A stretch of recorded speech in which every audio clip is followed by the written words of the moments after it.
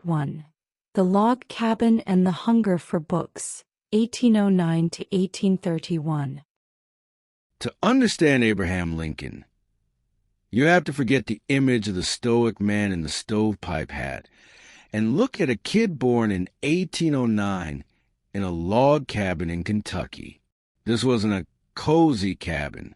It had a dirt floor, one window, and a door that was basically a hanging skin.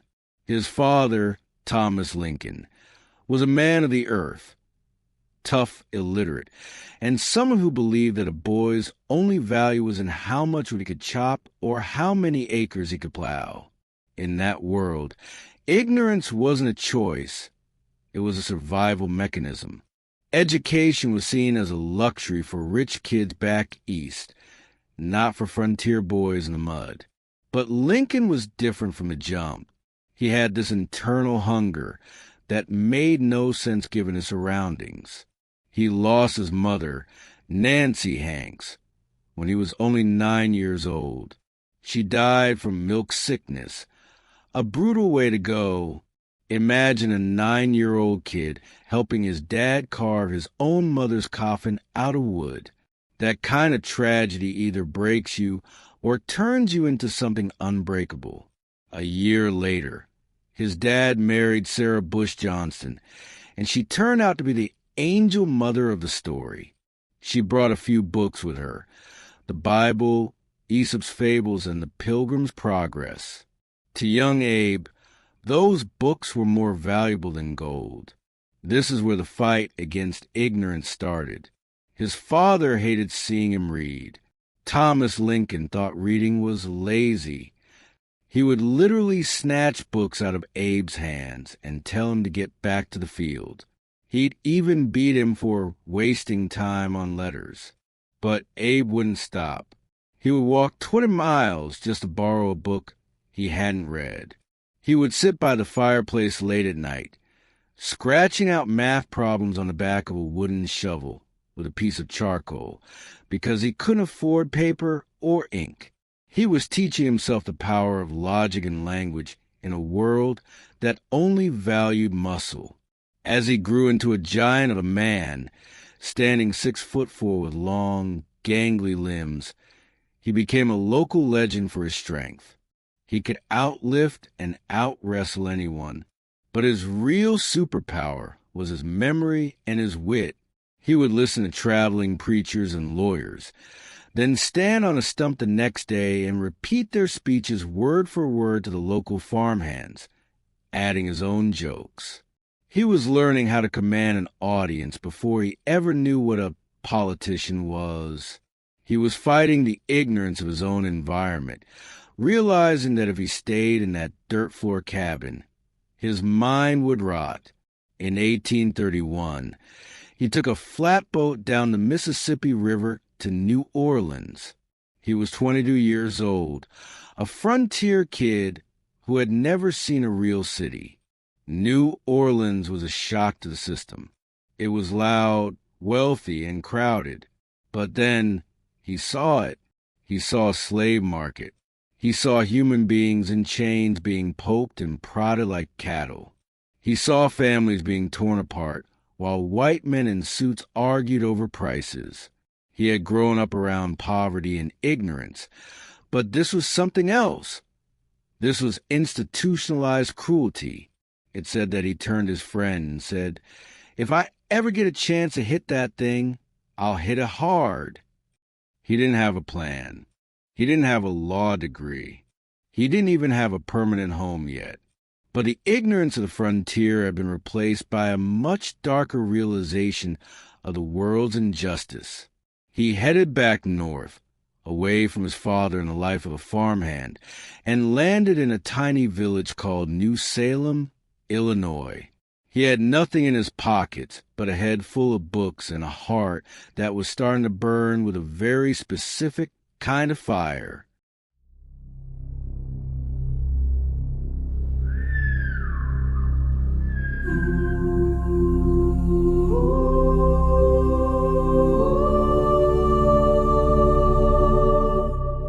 The granite knows nothing of how we expand.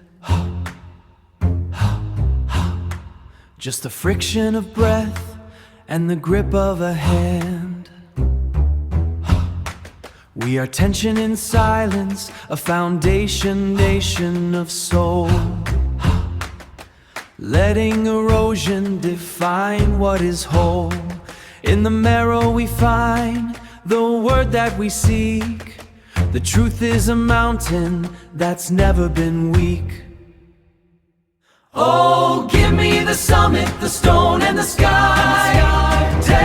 Tether is broken, the current is high. Not just a horizon, but a hunger for more. Unbound from the mountain, unchanged from the shore. Determination in nation is breathing in the hollow of the peak. The strength in the marrow is the word that we seek. The word that we seek. Part 2. The Honest Failure and the Law of the Woods, 1831 to 1837. So, Lincoln drifts into New Salem, Illinois, in 1831. He described himself back then as a piece of floating driftwood. He had no money, no family connections, and no clear path. But in a tiny frontier village of maybe 25 houses, a guy who stands 6'4" and can read a newspaper out loud is a big deal. He took a job as a clerk in a general store, and this is where the Honest Abe legend really starts to take root. It wasn't just a nickname. It was a survival strategy in a world of frontier scammers. There are stories of him walking miles after the store closed just to return a few cents he had overcharged a customer for tea. He realized that in a lawless land, a man's word was the only currency that didn't lose value. But before he could be a leader, he had to win over the local tough guys, the Clary's Grove boys. These were the neighborhood bullies who didn't care about books. They cared about who would throw who into the dirt. Their leader was a guy named Jack Armstrong. Lincoln didn't back down. They wrestled in the middle of the street while the whole town watched. Lincoln didn't just hold his own. He fought with such strength and fairness that Armstrong ended up shaking his hand. He had conquered the physical ignorance of the town by proving he was the strongest intellectual they had ever met. He became the guy everyone went to when they needed a letter written, a dispute settled, or a story told. Then he tried his hand at business. He and a partner bought a store on credit. It was a disaster. His partner drank away the profits. The business winked out.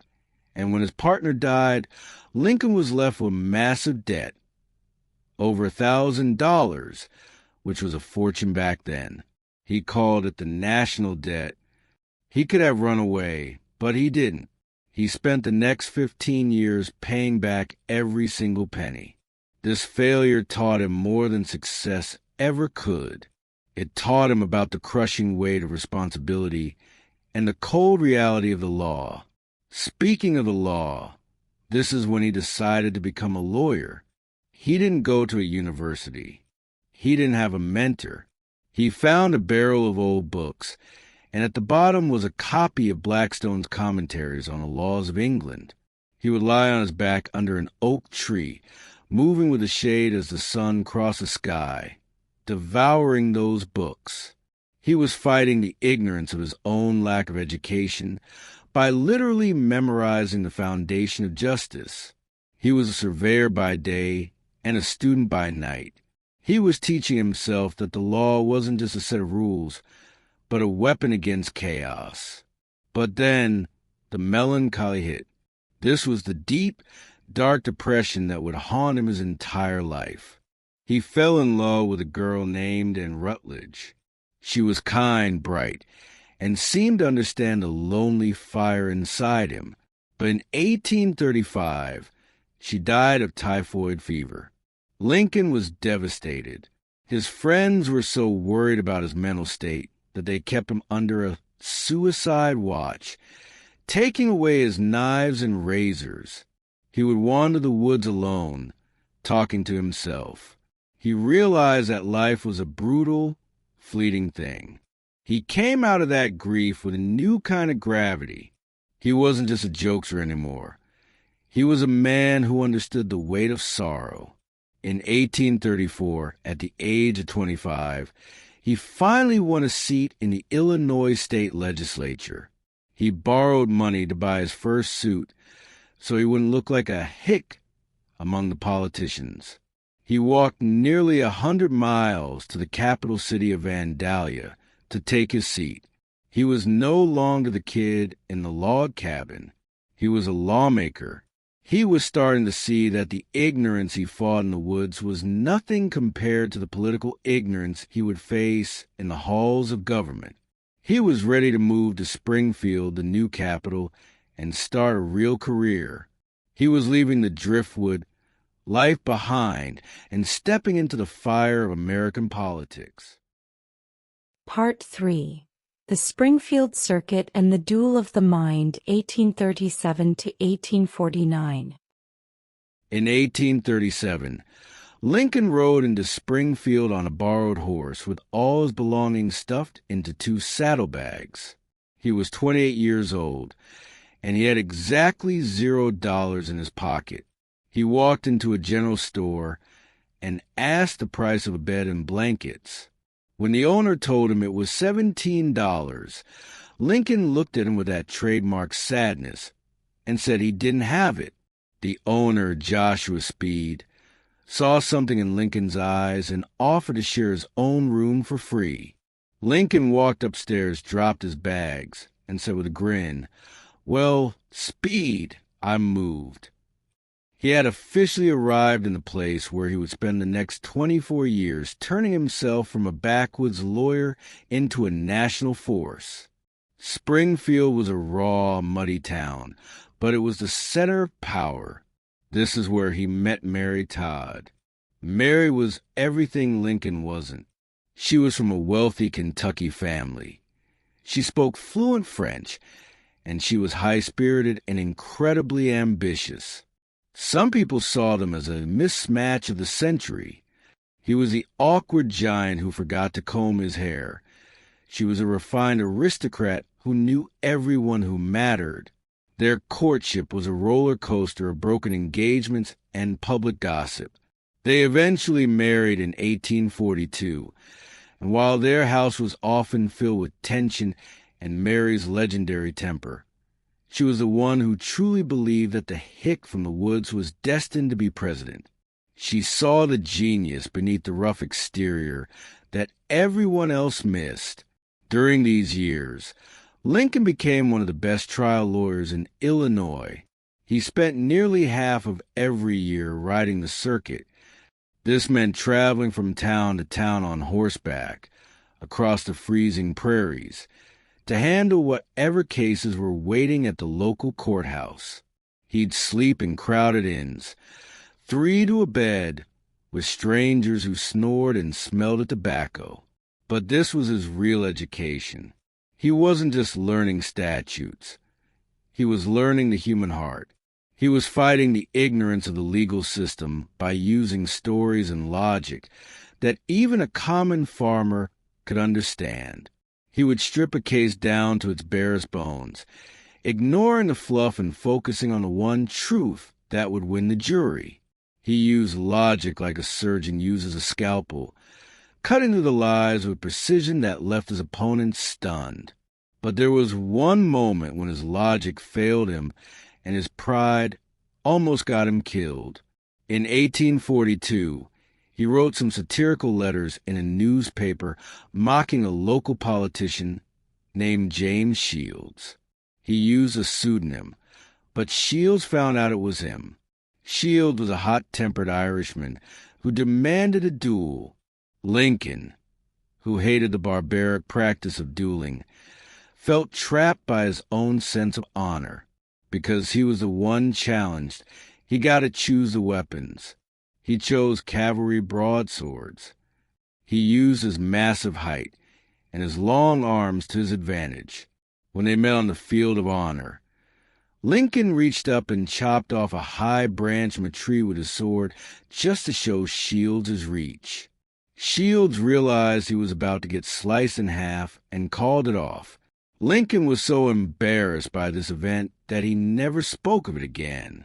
He learned that words could be dangerous weapons and that cruelty, even in a joke, was a form of ignorance he could no longer afford. By the late 1840s, he finally made it to the big stage, the U.S. Congress. He served one term as a Whig, and it was a reality check. He spoke out against the Mexican-American War, calling it an unconstitutional land grab by President Polk. It was a principled stand, but it was politically suicidal. His constituents back home called him Spotty Lincoln and thought he was a traitor. He left Washington in 1849, feeling like a failure. He went back to Springfield, thinking his political life was over. He threw himself back into the law, reading books on geometry and logic to sharpen his mind. He didn't know it yet, but the country was about to enter a dark tunnel of conflict that would require exactly the kind of failed experience he had just endured. Part 4. The Fire Reignited and the House Divided, 1854 to 1858. For 5 years, Lincoln was a ghost in the political world. He was making good money as a lawyer, representing railroads and banks, and he seemed content to stay in Springfield. But in 1854, his old rival Stephen A. Douglas pushed a law through Congress called the Kansas-Nebraska Act. This law basically said that the people in new territories could vote on whether to allow slavery. To Lincoln, this was a moral earthquake. It wasn't just about politics anymore. It was about the soul of the country. He said he was aroused as he had never been before. He realized that the ignorance of assuming slavery would just slowly die out was a lie. If it could spread to the North, it would never end. He stepped back onto the stump, but he was a different speaker now. He had spent years studying Euclid's geometry to learn how to build an airtight argument. In his famous speech at Peoria, he didn't just attack slavery. He attacked the logic of Douglas. He argued that if a man has a right to govern himself, he has no right to govern another man without that man's consent. This was the core of his philosophy. He joined the newly formed Republican Party, a group of people who were united by one thing: stopping the spread of slavery. He was no longer a Whig. He was a revolutionary of reason. In 1858, he challenged Douglas for his seat in the U.S. Senate. At the Republican convention in Springfield, he gave a speech that his friends told him was too radical. He stood up and said, "A house divided against itself cannot stand. I believe this government cannot endure permanently half slave and half free." People were shocked. They thought he was predicting a civil war. Lincoln wasn't predicting it. He was acknowledging a truth that everyone else was too afraid to say. He was fighting the collective ignorance of a nation that thought it could keep ignoring the fire in the basement while sitting in the living room. What followed were the 7 legendary Lincoln-Douglas debates.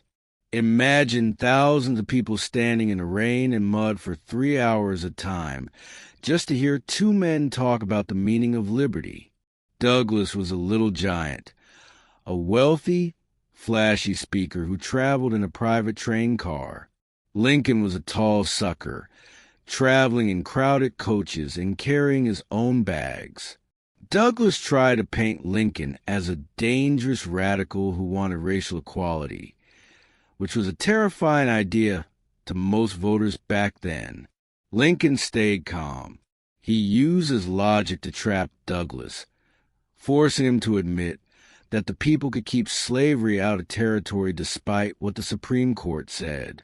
This trap, known as the Freeport Doctrine, helped Douglas win the Senate seat, but destroyed his chances of ever becoming president because it made the South hate him. Lincoln lost the election. Back then, the state legislature chose senators, not the people, but he won the national spotlight. His speeches were printed in newspapers across the North. People started asking, who is this tall, skinny lawyer from Illinois who can go toe-to-toe with the most powerful man in the Senate? He had lost the battle, but he had positioned himself perfectly for the war. He was no longer just a local politician. He was the champion of a new movement. By the end of 1858, Lincoln was exhausted and broke again, but he was more famous than he had ever been. He had proven that the hick from the woods could outthink the best in the business. He was starting to get invitations to speak in big cities like New York and Cincinnati. The path to the White House was starting to clear, but it was paved with the tension of a country that was literally tearing itself apart. He was about to give the most important speech of his life at Cooper Union, a speech that would prove he wasn't just a frontier storyteller, but a statesman who could lead a nation through its darkest hour.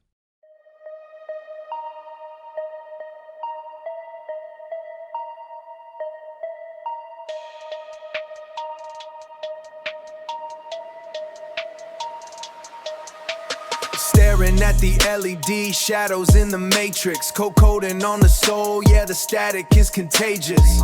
They sold a sequence and a promise of a basic life. Now the blueprint of the movement is a razor knife. Breaking the ledger, checking the tether on the neck of the free. Seeing the grid, seeing what they hid in the depths of the sea. No glitch in the system, just a vision they couldn't withstand. Reclaiming the signal while they're fishing in the desert sand. I don't fit the algorithm, skip the rhythm of the program feet. Got the spirit of a fugitive, living on a different street. Disconnect from the... Part 5. The Road to the White House and the House Collapsing 1860. In February 1860, Lincoln headed to New York City for a speech at the Cooper Union. He was nervous, man. This was the intellectual heart of the East Coast, and he was a gangly lawyer from the prairies wearing a suit that didn't fit right. The elite New Yorkers were expecting a Western savage with some funny stories. Instead, Lincoln gave them a masterclass in historical research. He had spent weeks in the library proving that a majority of the Founding Fathers had actually voted to regulate slavery in the territories. He didn't yell. He used the cold, hard logic of a lawyer to destroy the South's argument that slavery was a sacred right. By the time he finished, the sophisticated crowd was standing on their chairs, cheering. A prominent journalist wrote that Lincoln was the greatest man since Washington. That one speech proved he had the intellectual weight to lead a nation, not just a state. Then came the Republican National Convention in May, held in a massive wooden building in Chicago called the Wigwam. Lincoln was the underdog. The favorite was William Seward, a powerhouse from New York. But Lincoln's team was genius at branding. They realized that in a world of stuffy politicians, people wanted a man of the soil. They branded him as the rail splitter, the guy who had literally carved a life out of the wilderness with his bare hands. They brought actual rails he had split decades ago into the convention hall. While Seward's team was celebrating early, Lincoln's guys were busy making second-choice deals with every other delegation.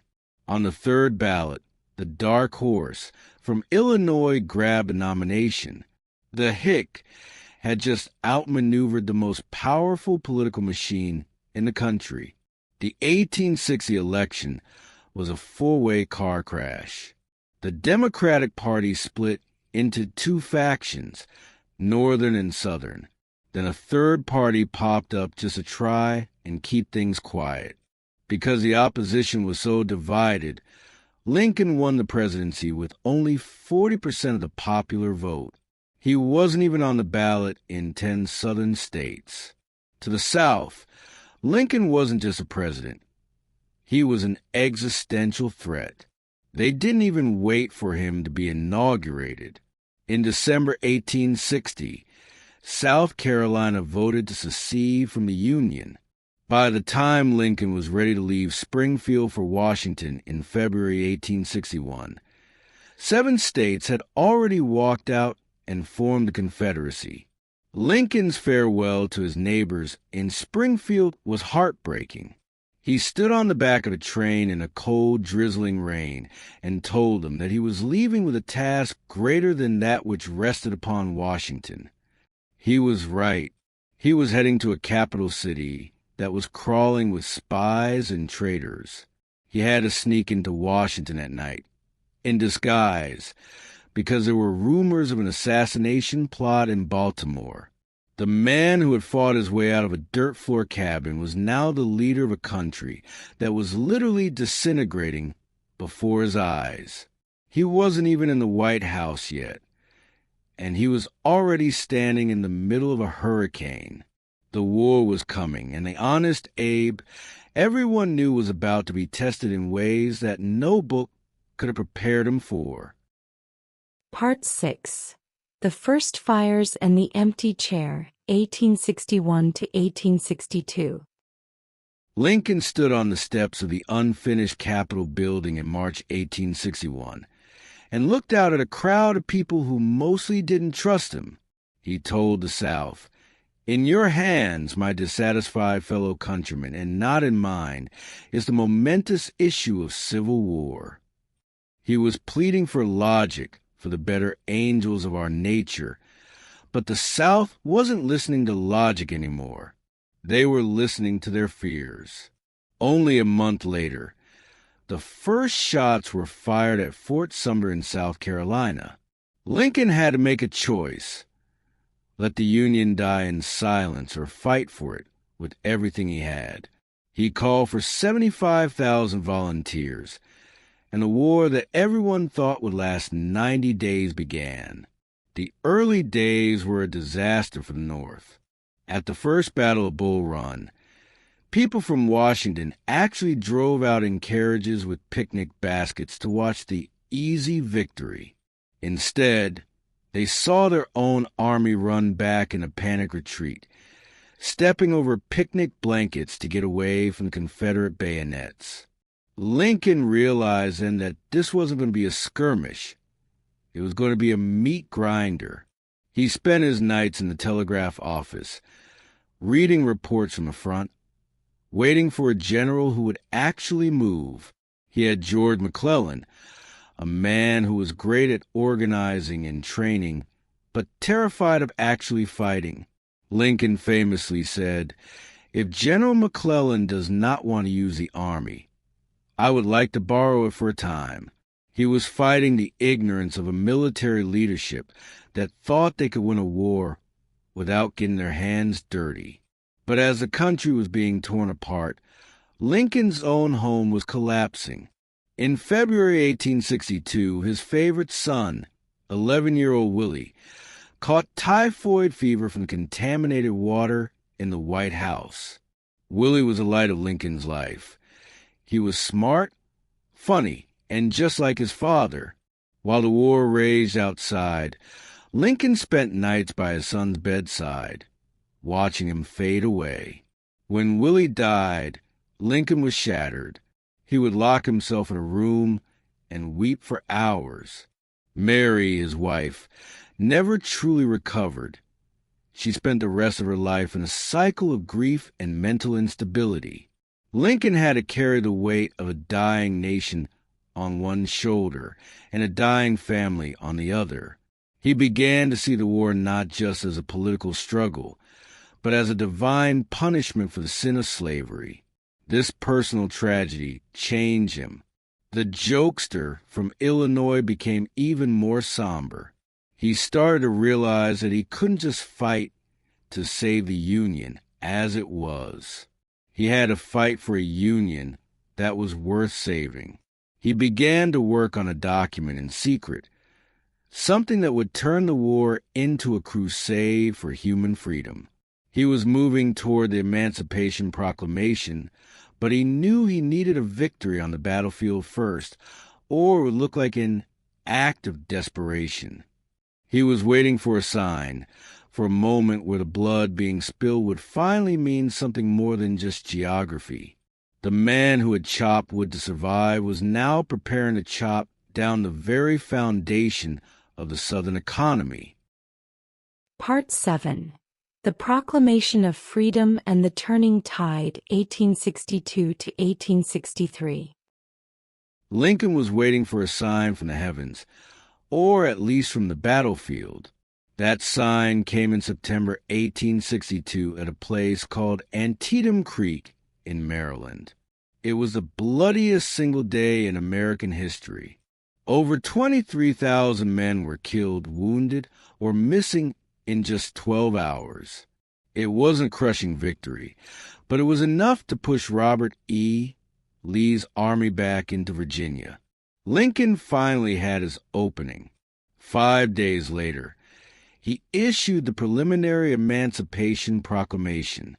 He told the Confederacy that if they didn't stop fighting by January 1st, 1863, all slaves in the rebelling states would be thenceforward and forever free. This was the gutsiest move of his career. It didn't actually free many people on day one, because he didn't control the South yet, but it changed the why of the war. It turned a political fight into a moral crusade. It also kept the British and French from joining the side of the South, because they couldn't justify fighting to protect slavery to their own people. But it was risky. Many in the North were still deeply racist and didn't want to fight for black freedom. Desertion rates went up, and his party took a beating in the midterm elections. But Lincoln didn't flinch. He famously said, "I am a slow walker, but I never walk back." Then he took a step further. He authorized the enlistment of black soldiers. He realized that the Union needed every hand it could get, and who better to fight for freedom than the people who had been denied it?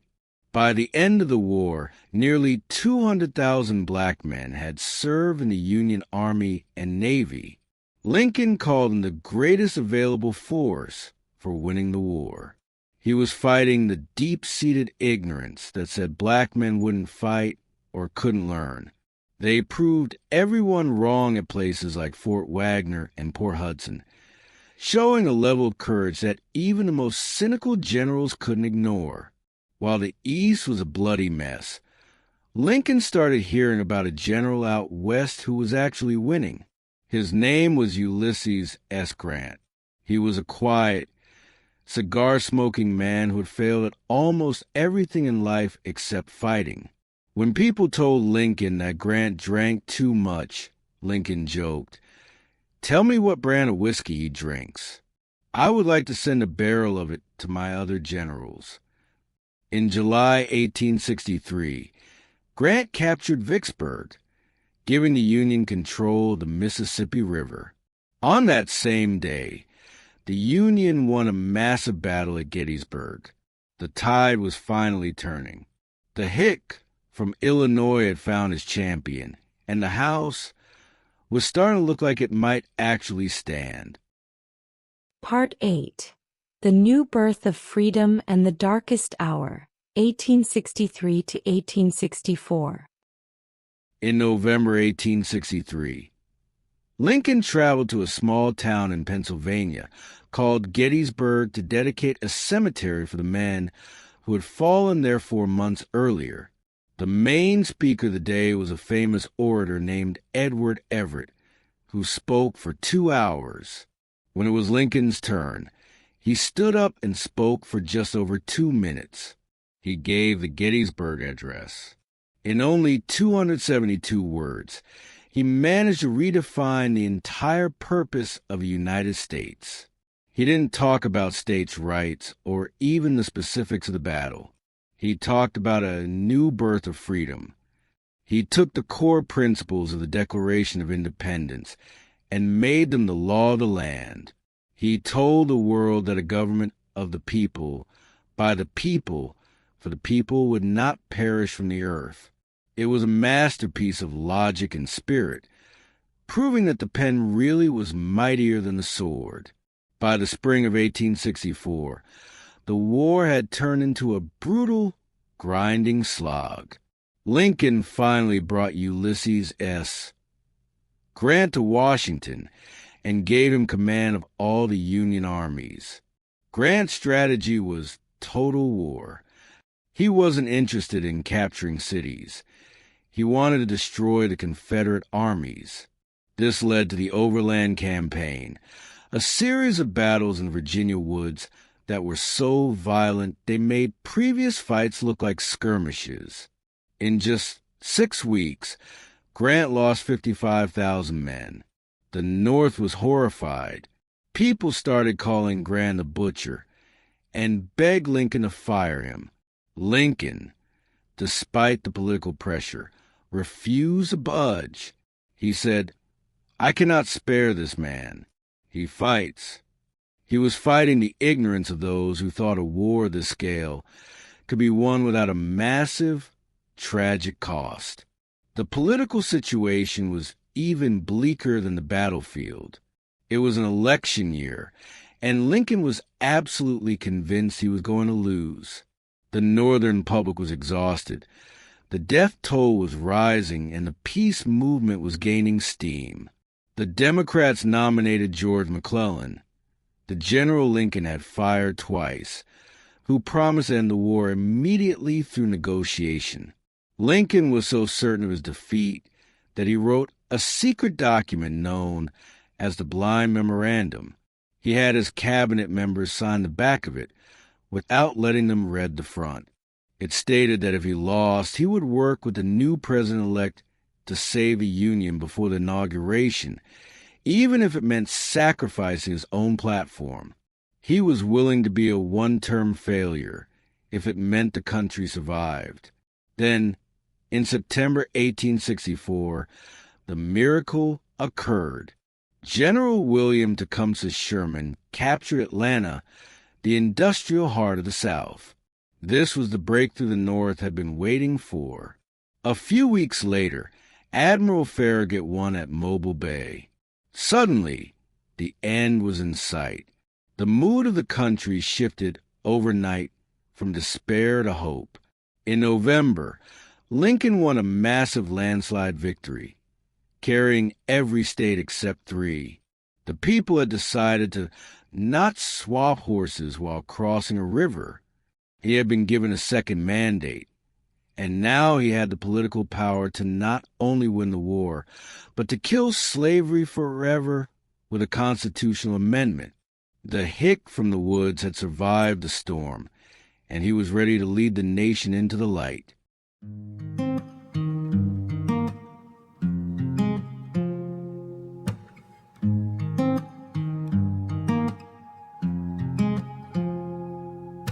The boots are heavy with the clay, heavy with the clay. No rhythm left to guide the way, guide the way. We trade the sirens for the birds, forgotten how to use our words, use our words. The field is open, green and wide, with nowhere left for us to hide. The flag. Part 9. The Final Strike and the Mercy of a Giant, 1865. Lincoln won the election, but he wasn't interested in a victory lap. He knew that the Emancipation Proclamation was a war measure, a legal necessity that could be shredded by a future court once the war ended. He wanted slavery dead and buried in the Constitution, so it could never rise again. This led to the brutal political battle for the 13th Amendment. He used every ounce of his political capital, every favor he was owed, and even some shady lobbying to get the votes he needed in the House of Representatives. When it finally passed in January 1865, the chamber erupted in cheers. Lincoln called it a king's cure for all evils. He had finally hit the monster as hard as he had promised back in New Orleans 30 years earlier. In March 1865, Lincoln stood on the Capitol steps for his second inaugural address. The war was clearly ending, and the crowd expected a speech about triumph and punishment for the rebels. Instead, they got a sermon on humility. He looked at the crowd and said that both North and South read the same Bible and pray to the same God, and each invokes his aid against the other. He didn't blame one side. He suggested the war was a divine judgment on the entire nation for the sin of slavery. He ended with words that define American mercy, with malice toward none, with charity for all. He was already planning for a peace where the South would be brought back into the family, not treated as a conquered province. He was fighting the ignorance of vengeance. The end came fast. In April, the Confederate capital of Richmond finally fell. Grant had broken Lee's lines at Petersburg. Lincoln did something incredibly dangerous. He went to Richmond just 48 hours after the rebels fled. He walked the streets with no guards, just a few sailors. Thousands of newly freed black people surrounded him, many falling to their knees. Lincoln told them, "Don't kneel to me. That is not right. You must kneel to God only and thank him for the liberty you will enjoy hereafter." He sat in the office of Jefferson Davis, not as a conqueror, but as a man who had finally finished a long, bloody journey. A few days later, on April 9th, Lee surrendered to Grant at Appomattox Courthouse. The nightmare was over, but as the country celebrated, Lincoln was troubled. He had a recurring dream. He told his friends he saw a funeral in the White House. He saw a coffin on a catafalque in the East Room, surrounded by weeping people. In the dream, he asked the guard, "Who is dead in the White House?" The guard replied, "The president. He was killed by an assassin." Lincoln told his wife Mary about it, trying to laugh it off, but the melancholy was back. He had saved the house, but he had a feeling he wouldn't live to see the people move back in. He was tired. His face was a map of deep wrinkles, and he looked 20 years older than when he had arrived. He had given everything to the Union, and the universe was about to ask for the final payment. Part 10. The Last Act in the Ages, 1865. On April 14th, 1865, Abraham Lincoln woke up feeling like a man who had finally put down 1,000-pound weight. It was Good Friday. He had breakfast with his son Robert, who had just returned from the front lines as a captain on Grant's staff. Lincoln spent the day talking about the future. He told his cabinet that he wanted to avoid a bloody Reconstruction. He didn't want any more executions or hangings. He wanted the Southern people to simply go home and be good citizens. That afternoon, he took a carriage ride with Mary. She later said he was more cheerful than she had seen him in years. He talked about traveling to Europe, visiting the Holy Land, and eventually moving back to Illinois to practice law. He was finally looking past the darkness. That night, they went to Ford's Theater to see a comedy called Our American Cousin. Lincoln almost didn't go because he was tired, but he didn't want to disappoint the public. He sat in the presidential box, holding Mary's hand. At about 10:15 p.m., during a moment of loud laughter in the play, a man named John Wilkes Booth snuck into the back of the box.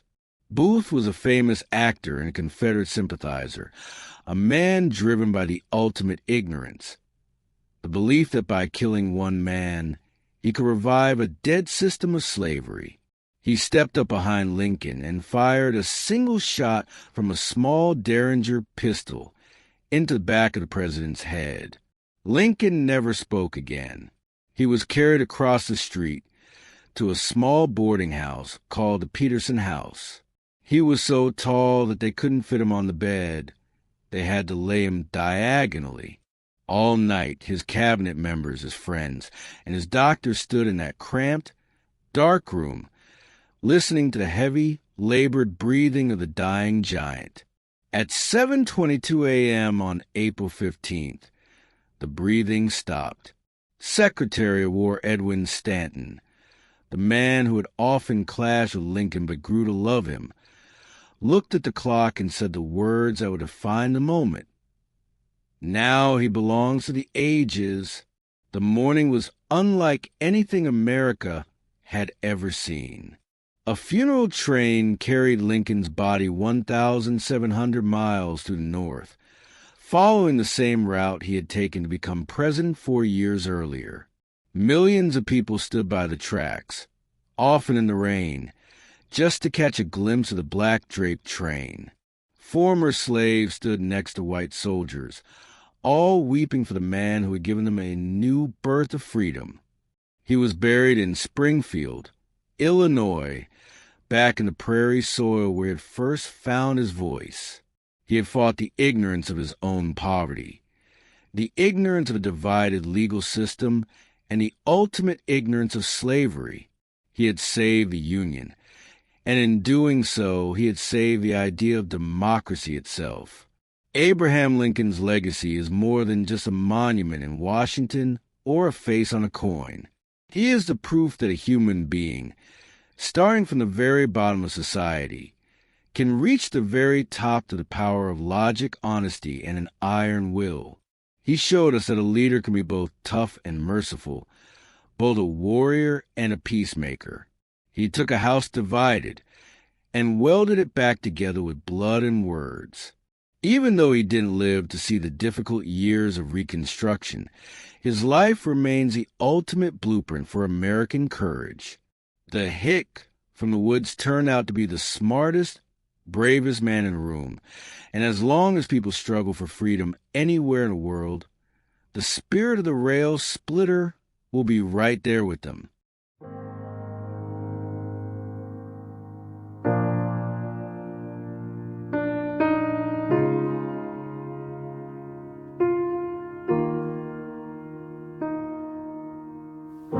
The stillness here is too precise, a silhouette against the white. Your heavy keys are where they fell, a copper weight in a hollow shell. I'm counting all the remnants now, the dust that settles on your brow, refusing now to simply go, but fading in the morning glow. Oh, the echo is the loudest sound in this hollow house that's spinning round. We were a chord that used to bloom, now just a shadow in the room. Your absence has a heavy edge, a silence on the windowsill ledge. Oh, I'm learning how to breathe this air, but I'm seeing you everywhere. The coffee cup is cold and gray, the clock has nothing left to say.